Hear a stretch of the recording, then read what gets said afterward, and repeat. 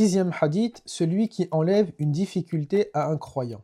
Le prophète sallallahu alayhi wa sallam a dit: quiconque dissipe une difficulté d'un croyant, Allah lui dissipe une difficulté au jour de la résurrection. Et quiconque dissimule les défauts d'un musulman, Allah dissimulera ses défauts ici-bas et dans l'au-delà. Rapporté par Al-Bukhari.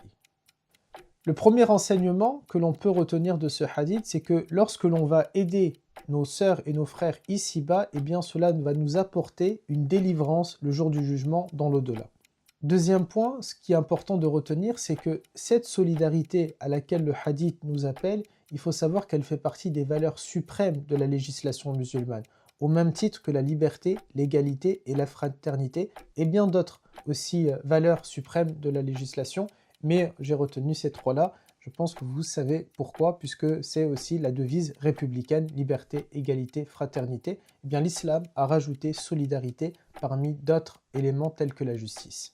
Autre enseignement important à retenir ici, c'est que l'appel de dissimuler les défauts d'un musulman ne doit pas être compris comme un manque d'injustice ou bien, plutôt une preuve d'injustice, un manque de justice, pour que les choses soient bien claires. Je m'explique.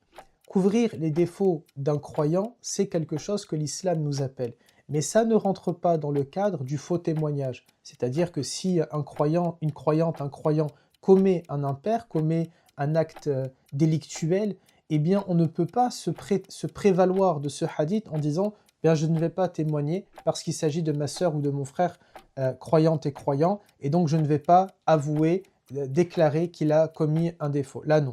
C'est plutôt dans le sens, si quelqu'un a des défauts, mais que ce défaut-là ne nuit en rien à une personne tierce, eh bien là, c'est préférable de cacher ces défauts-là.